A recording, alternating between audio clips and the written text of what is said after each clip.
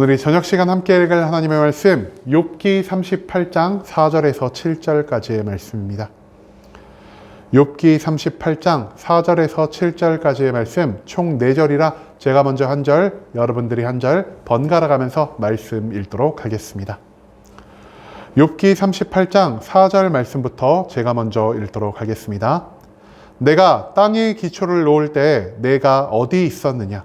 내가 깨달아 알았거든 말할지니라.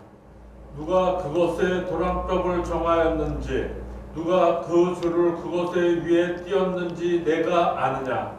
그것의 주추는 무엇 위에 세웠으며 그 모퉁이 돌을 누가 놓았느냐? 그때 새벽별들이 기뻐 노래하며 하나님의 아들들이 다 기뻐 소리를 질렀느니라. 아멘.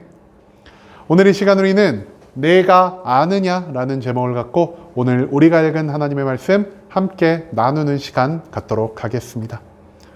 고통 가운데에서 우리가 가져야 할 신앙생활의 표본에 대해 알려주는 욥기 그 38장의 말씀을 갖고 함께 나누는 시간 갖고 있습니다. 오늘 본문 말씀 가운데에서 우리는 드디어 욥에게 자신의 임재를 드러내신 하나님의 모습을 발견할 수 있게 될 것입니다. 그렇다면은 그토록 오랫동안 하나님을 고대하던 욥에게 하나님은 어떤 말씀을 하기 시작하셨는지 오늘 본문 말씀 한 절 한 절 찾아보며 함께 알아보는 시간 갖도록 하겠습니다. 먼저 본문 4절 말씀에서 성경 이렇게 기록합니다. 내가 땅에 기초를 놓을 때 내가 어디 있었느냐? 내가 깨달아 알았거든 말할지니라. 이 4절 말씀에서 하나님은요, 천지 창조에 대해서 욥에게 선포하고 계십니다. 하나님이 세상의 모든 것들을 창조하기 시작하셨을 때 인간은 그 형태조차 온전히 갖추지 못하고 있었다는 것을 우리는 창세기의 말씀을 통해서 찾아볼 수 있게 될 것입니다. 인간은 가장 마지막에 창조되었고요. 천지 창조의 모든 것이 인간이 생겼을 때는 이미 완성되었기 때문에 인간은 창조의 모든 과정을, 창조 가운데 담긴 그 뜻을 온전히 알 수가 없었다라는 것입니다. 즉, 인간이 하나님 앞에서 얼마나 뛰어난 능력을 가졌든, 얼마나 뛰어난 지혜를 가지고 있든, 인간은 하나님이 완성하신 모든 세상을 온전히 알 수가 없고, 그 천지 창조 가운데 담긴 하나님의 깊은 뜻을 온전히 파악할 수 없는 어리석은 존재라는 사실을 하나님은 이 4절 말씀을 통해 선포하고 계신다라는 것입니다. 그 다음 이어진 5절 말씀에서 성경 이렇게 기록합니다. 누가 그것의 도량법을 정하였는지, 누가 그 줄을 그것 위에 띄었는지 내가 아느냐라고 말입니다. 여러분, 이 5절 말씀에서 하나님은요, 세상을 창조하기 위한 기준을 하나님께서 완벽하게 만들어 놓으셨다는 것을 우리에게 알려주고 계십니다. 이 5절 말씀에서 제일 중요한 단어 무엇이냐? 바로 이 도량법이라는 단어입니다. 여러분, 도량법이라는 단어 혹시 들어보셨나요? 도량법이라는 것은요, 무언가를 측정하기 위해 정해진 표준 단위를 의미하는 표현이라 할 수 있겠습니다. 즉, 우리가 우리의 삶 가운데서 굉장히 많이 쓰이고 있는 센티미터, 미터, 킬로그램, 톤, 돼, 말, 리터 이런 것들이 다 도량형 안에 속하고 있다는 것입니다. 도량법이 정확하지 않으면은 아무리 좋은 것들을 생각하고 아무리 좋은 것들을 계획해도 우리는 내가 생각하고 계획한 모든 것들을 완전하게 만들 수 없을 것입니다. 왜냐? 그 모든 것의 기준이 되는 도량법이 엉망진창이기 때문이라는 것이죠. 즉, 인간은 도무지 알 수 없는 세상의 모든 것을 완전하게 창조할 수 있는 그 기준 자체를 만드신 하나님의 놀라운 능력이, 하나님의 그 완벽하심이 이 5절 말씀 가운데 온전히 드러나고 있다는 사실을 우리가 또한 기억할 수 있기를 소망합니다. 그 다음 이어진 6절 말씀에서 성경 이렇게 기록합니다. 그것의 주추는 무엇 위에 세웠으며 그 모퉁이 돌을 누가 놓았느냐. 여기서 우리는요, 주추 그리고 모퉁이 돌이라는 걸 찾아볼 수 있는데요, 이 두 가지가 거의 유사한 표현이라는 것을 우리가 먼저 기억할 수 있기를 소망합니다. 옛날 이스라엘에서는요, 집을 지을 때 가장 먼저 무엇을 하냐? 집을 세울 그 자리에 모퉁이 돌 또는 주추라고 말하는 그 돌덩어리를 위치시키는 것에서부터 집의 건축이 시작되었다라고 합니다. 이 주추나 모퉁이 똘이 정해져야만 그 위에 집이란 건축물을 온전히 세울 수 있게 된다는 것을 의미한다는 것이죠.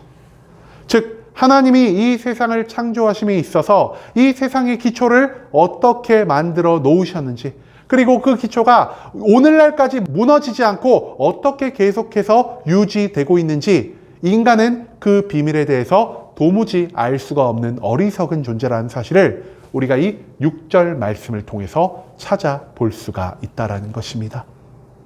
그리고 마지막 7절 말씀에서 성경은 이렇게 기록하고 있습니다. 그때 새벽별들이 기뻐 노래하며 하나님의 아들들이 다 기뻐 소리를 질렀느니라. 이 7절 말씀에서 하나님은요, 세상을 보며 감탄을 내뱉은 하나님의 아들들, 즉 천사들에 대해서 우리에게 알려주고 있습니다. 인간은요, 매일 보는 세상과 이 세상의 변화 속에서 아무런 감흥을 느끼지 못하는 굉장히 어리석은 존재입니다.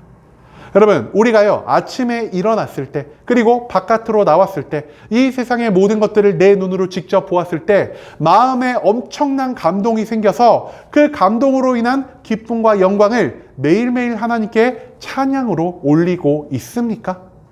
우리들 중에 그러한 존재가 아무도 없다라는 것입니다.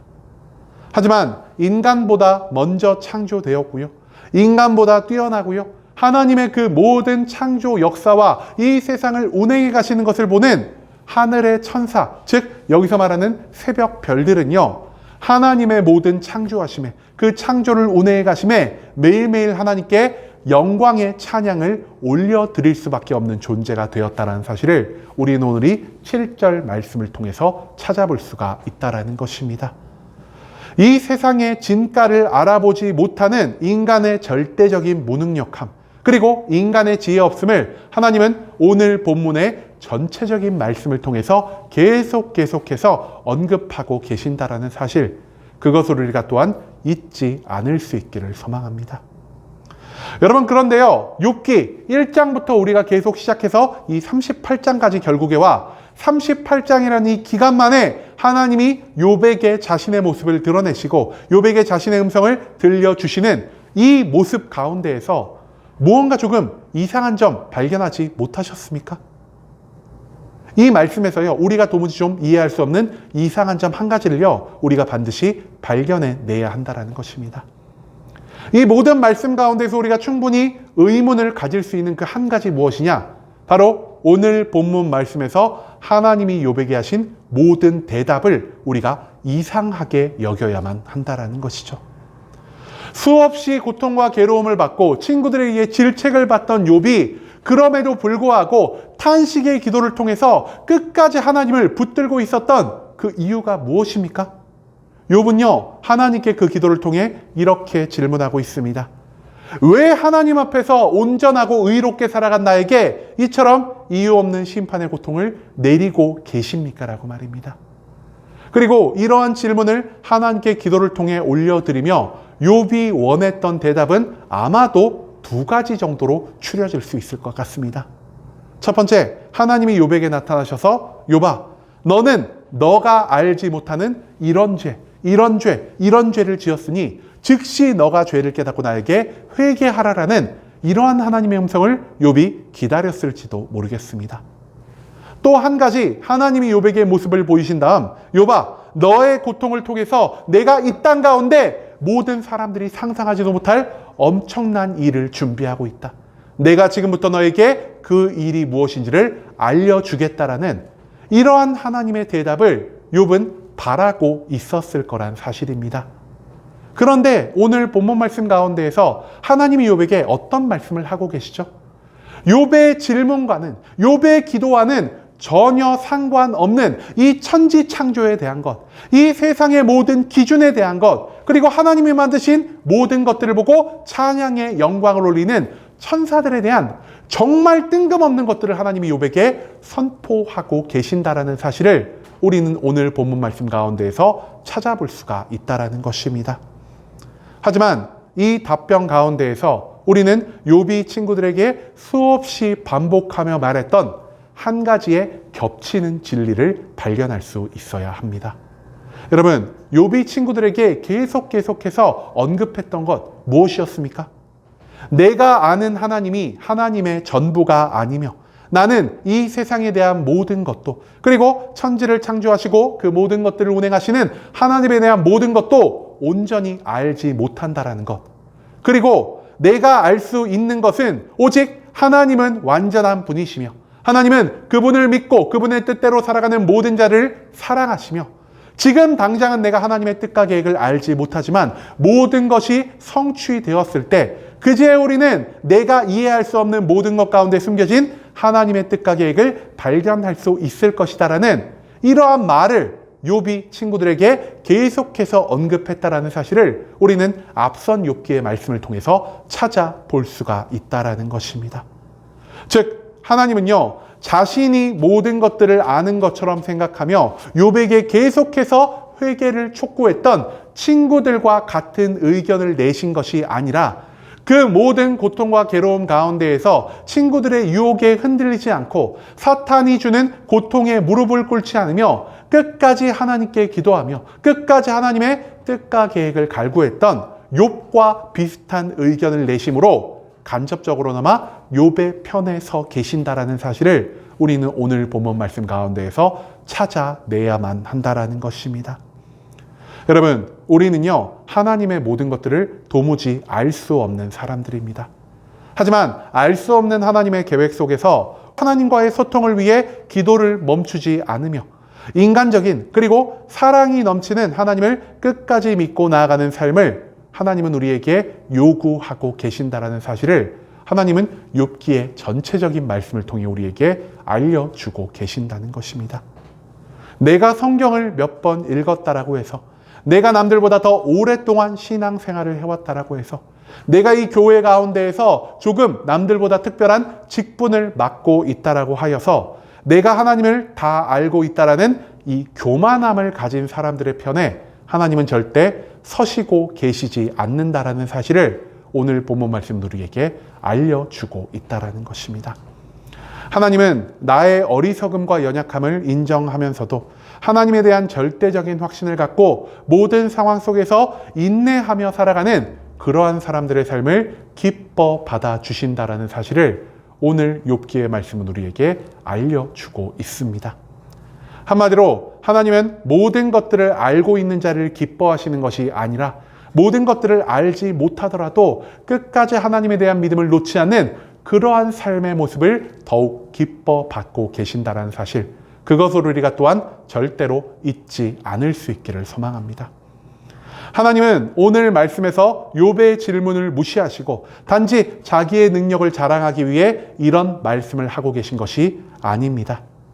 욥은 오랫동안 하나님의 응답을 기다렸고 하나님은 욥이 원하는 정확한 대답을 해주고 계시지 않았지만 그럼에도 친구들의 편이 아닌 간접적으로나마 욥의 편에 서시고 계심을 통해 욥을 위로하고 계신다는 사실을 오늘 본문 말씀 우리에게 알려주고 있다는 것이죠.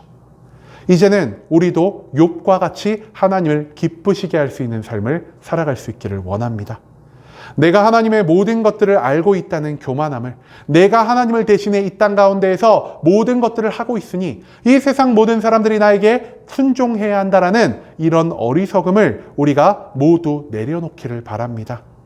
비록 하나님의 뜻을 알지 못해도, 그리고 내가 알지 못하는 그 고통과 괴로움 가운데 내가 버려져 있는 것처럼 느껴져도 욥처럼 끝까지 하나님을 바라며 하나님께 매일 기도함으로 그 뜻에 조금씩이나마 다가가며 살아갈 수 있는 순복음 함께하는 교회의 모든 성도님들이 될 수 있길 간절한 마음으로 소망하겠습니다.